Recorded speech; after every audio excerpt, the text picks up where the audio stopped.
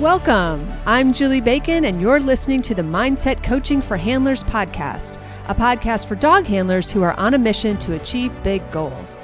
Here I share lessons, insights, personal stories, and tools you can apply during your next show, trial, or test to help you strengthen your mental game and hopefully cue more consistently.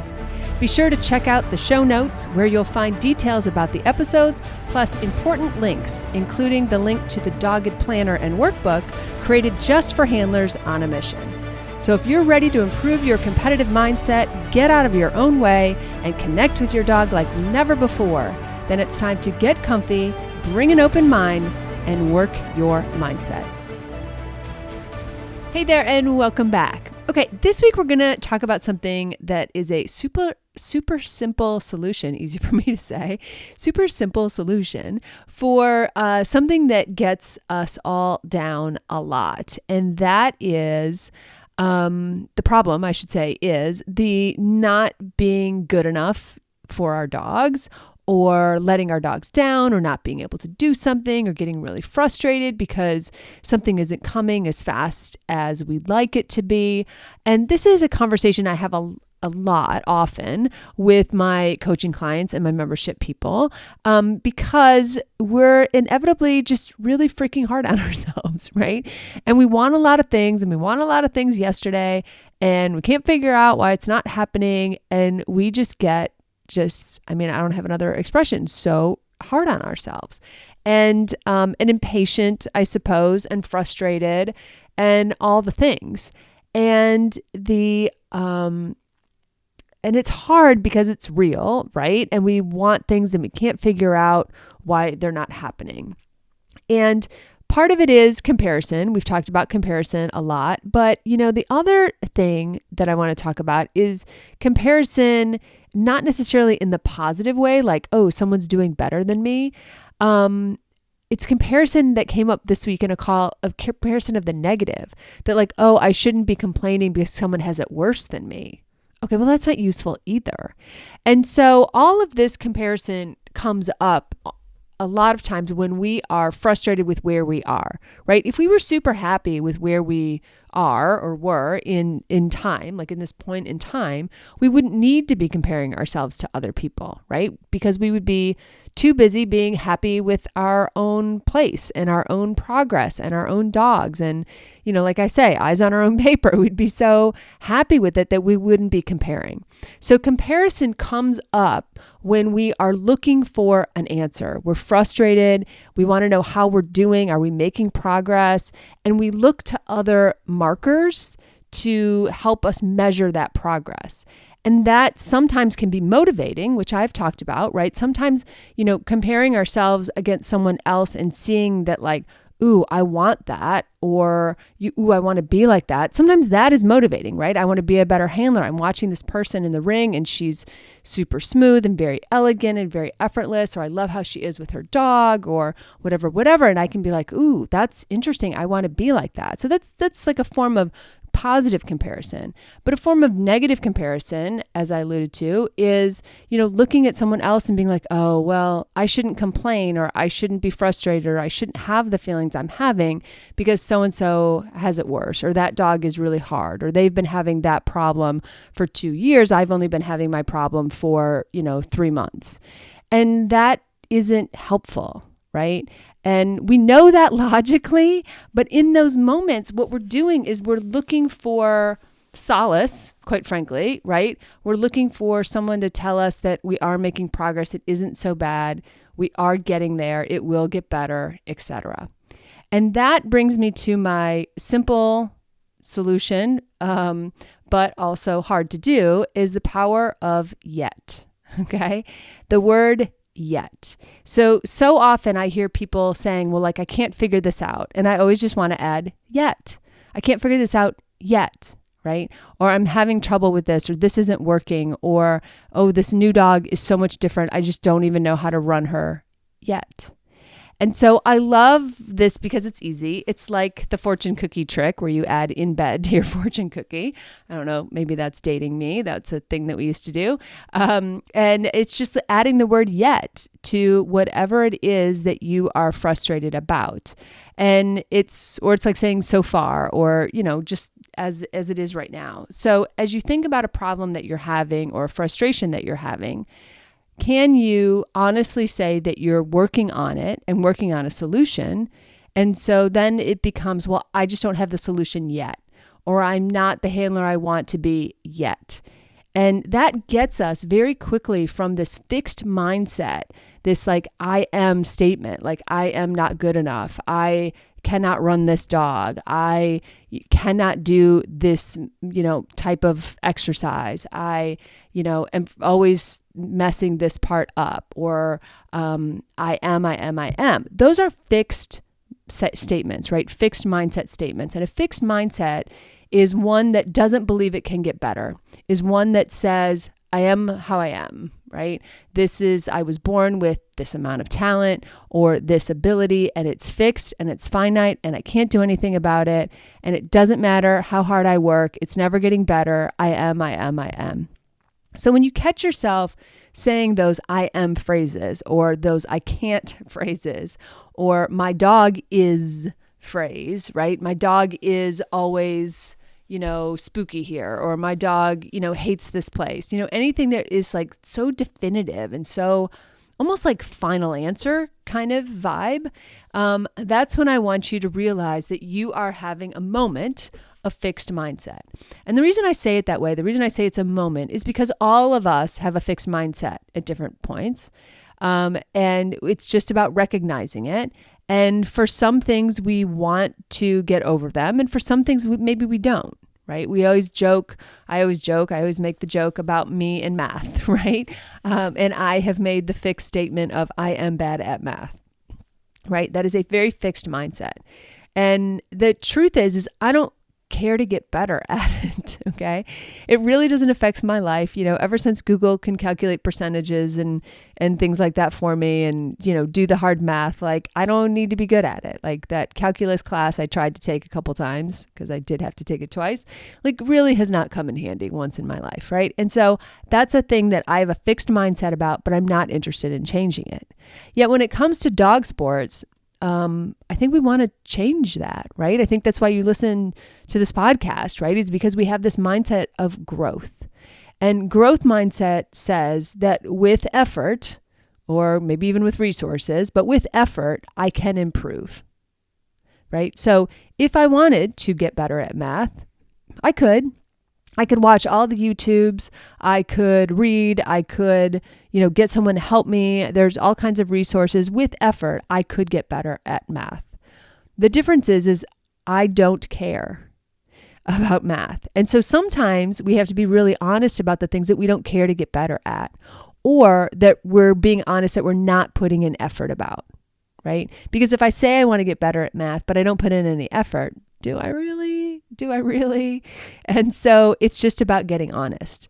Now, I always use math as an example because it's very easy, very self-effacing, doesn't matter to my life, whatever, I don't take it personally. But when it comes to dog sports, I think that most of us see things that we get very frustrated about, and maybe it's a problem that's gone on a while, so we are starting to identify with the problem. We are starting to become one of those I statements, like I am bad at front crosses, or I can never get there, or I'm not as fast as my dog, or my dog's so much better than I am. And that's where I remind everybody that this, in a growth mindset, which we are, otherwise you wouldn't be listening, right? You wouldn't be trying to improve this aspect of your life. If we shift to a growth mindset, then the word yet tacks on very easily to any of those statements. So we can catch ourselves, we can catch our friends, right? It's a really easy thing. It's so easy to listen to someone else do it. We don't always catch ourselves in the moment, but we tend to catch our friends, or we hear it easier when our friends come out of the ring or out of class and they're frustrated and they're like, oh, I just can't get that. And you just say, yet, you can't get it yet, but you're working on it, right? And so that's the thing we need to hear from ourselves. Our own self-talk really is impactful in this moment and needs to be improved and needs to allow for this concept of yet and the strength that has in just kind of pausing and saying, oh, right, I am working on it. And then giving ourselves credit for the effort that we're putting in. Okay? Hang on one second. Okay, super quick. If you've been DIYing your mindset, it might be time to commit to the Q membership. Each month, we take on a different theme and go deep on those topics each week. Handlers report back they have improved their confidence, gotten a handle on pressure, reduced their ring nerves, and more. The link to the membership is always in the show notes, and there's a monthly and annual option. If you choose the annual option, be sure to put Q Podcast in at checkout to get an additional month for free. You also get a coaching call with me. Back to the show. Okay, so when we think about the credit that we need to give ourselves, we also need to remember that we have to look back a little further than a day, a week, maybe even a month to really see the progress that we're making, okay? Because sometimes progress happens very slowly, especially if we're fixing a problem or if we have a very young or green dog, or we have a long-time habit of our own that we're really trying to break, or a perspective that we're really trying to shift. Sometimes we don't see the progress in terms of days or weeks. Sometimes we have to look back 3 to 6 months. So I always encourage people to look back 3 or more months when trying to find the progress, because it paints a more honest picture. We can all get super bummed out about one run, right? We held a lot of meaning. We had a lot of hope. Our expectations were really high. We really thought we could get this. It was our kind of course or our kind of environment or building or what have you. And we really thought that this was it. And so it's easy to get disappointed about that, right? But yet when we look back over time, we can start to get more honest in our assessment of the progress that we're making. And that's really hard because when we look back over time, first of all, what I find is people don't really want to do it. They're like, yeah, but that doesn't count because this last weekend, they only want to talk about the most recent thing. And if that's true, then 3 months of hard work would have yielded a Q last weekend. Well, you really have to look at it almost like a data nerd, right? Someone who geeks out over those kinds of data points and see how, it's not a straight line. Growth is rarely a straight line. It usually is up and down and 2 steps forward and 3 steps backward. And then suddenly it's a leap, right? And suddenly it starts to click. And the real change or the real impact is working on it day in and day out when you don't really see the little changes, but then when you look back, you can see the picture unfolds that you are in fact making progress. And so sometimes you need a friend or a trainer, an instructor to sort of help you see that progress. Sometimes videos, sometimes pictures, sometimes friends, memories, sometimes going back to the same trial environment and being like, oh yeah, last time I was here, this happened or whatever, and it's different now. But the point is that for me, the power of yet, of adding it to that word, flips us so fast from a fixed mindset into a growth mindset that I like it because it's kind of disruptive to our brains. Our self-talk gets so entrenched and it goes so quickly to the negative that finding a little trick, a little tool, a little word, a little, 1-syllable, 3-letter word like yet can really kind of snap us out of it, right? And really get us thinking back to that growth mindset. Because remember, a lot of the times we struggle because we don't know what we're doing. We haven't found, we don't know what we're doing, but we don't know how to fix it. We don't know what the solution is. It's not readily apparent to us, or we don't have help working through it, or we don't even know who to ask for help if we could. And so a lot of that, it gets very frustrating for us, and because we want to jump to solution. We say I would do anything to fix this. I would do anything. Just tell me what to do. And really, some of the answer lies in asking the questions differently and looking at the problem with more curiosity and less impatience, right? More patience, looking at the problem with more patience and being like, okay, if I had all the time in the world, if I, had all the help in the world, what would it look like? How would that be? What do we think the problem really is? And looking at different methods to fix it. I think too that sometimes we go so quickly to catastrophic thinking that that disrupts us, and that can take us down this kind of fantasy path in this really negative direction, right? Worry is a waste of imagination. Like going catastrophic is your imagination just going to the dark side, right? And it's just kind of a waste of your effort. What if you were visualizing finding the good solution, or finding someone that can really help you, or sometimes it's just hoping you hear one person phrase it a different way, then the light goes on, right? And all of that speaks to not accepting where you are right now as final, right? That's what a fixed mindset does. It says it like, oh, I'll never change this, or, oh, this is going to go badly. This is going to turn into, this, and it's going to go catastrophic, and this is what's going to happen. So again, those is am statements creep in, because now you're starting to look at it and you're accepting that the doomsday scenario is going to happen. Well, what we give attention to is what we bring to life, right? So let's not give attention to that, and let's instead realize that what you actually need to be saying is, I don't have the solution yet, right? And as soon as you add that yet, you start to say, yeah, right. It's yet. Okay, now what do I need to get me back into that growth mindset? What are the resources or the people or, the conversations or the coaching or the whatever? Like, what is it that I need to help me through this? And maybe the first step is to, switch up your mindset and realize growth is hard and all that stuff. Or maybe it is to find a resource that has experience that can help you through it, or what have you, right? So I'm just going to keep it really simple today. And I want you to think about some of the problems that you're working on, because by the way, we're all working on problems. I know that everybody looks at like social media, or you look at other people's cues on the weekends, or you see other people's successes. And again, comparison, right? You're comparing because you're looking for something that is missing kind of in your, like in your progress or in your performance, right? So when we start to do that, we start to doubt ourselves, we start to look elsewhere. And when we do that, we think it's all easy, but we forget that everybody had to go through a journey. Everybody had to work really hard to get the results that they're getting, right?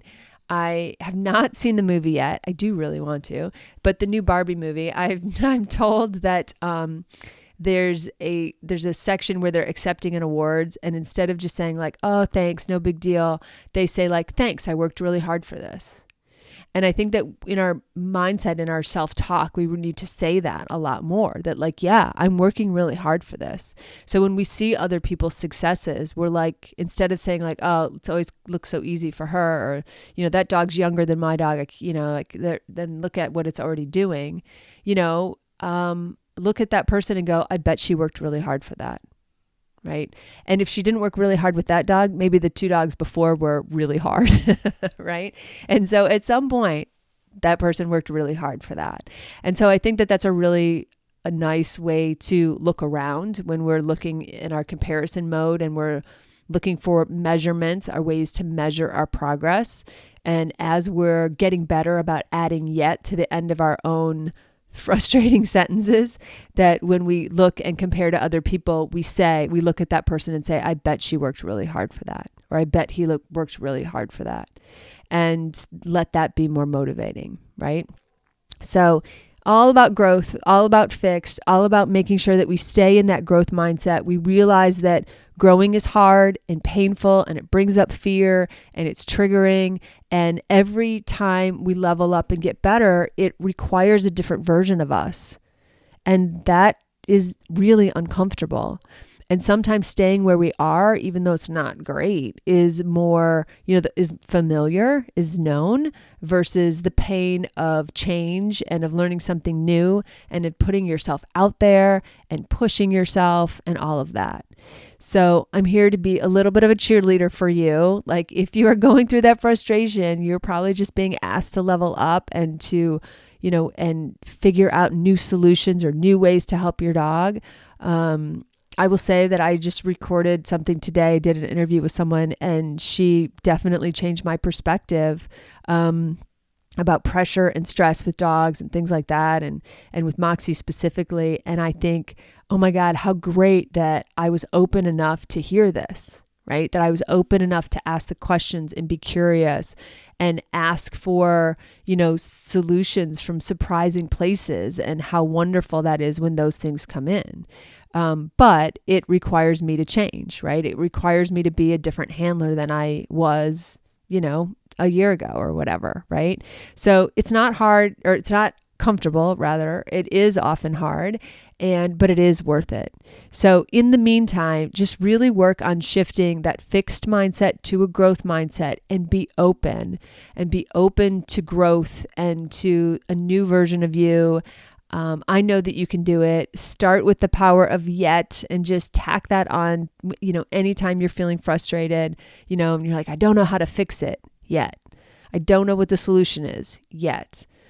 I don't know what my dog needs yet, right? I get too nervous at the ring yet, right? It doesn't work grammatically, but you get it. Okay.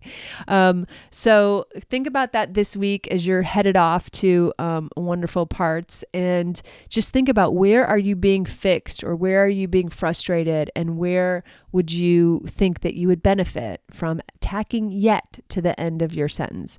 And if you have a friend who's frustrated and you have the kind of relationship that you can help, pass this along. Use this with grace and kindness, of course. And no matter what you're up to with your dogs, I hope you have a fantastic week. Thanks so much for listening to the Mindset Coaching for Handlers podcast with me, Julie Bacon. I am so grateful for your precious time. Check out my Dogged Planner workbook and journal, available on Amazon. Just search for Dogged Planner. I also offer monthly membership that's perfect for ongoing support of your awesome goals. Check out theqcoach.com for details, or just stop by and check out all the ways you can work on your mindset. And be sure to follow me on Facebook and Instagram at theqcoach, and let me know how it's going. Finally, please share, subscribe, and leave a review. This helps us podcasters tremendously. Plus, I know I get my best podcast recommendations from friends. Thanks, and have a great week with your dogs.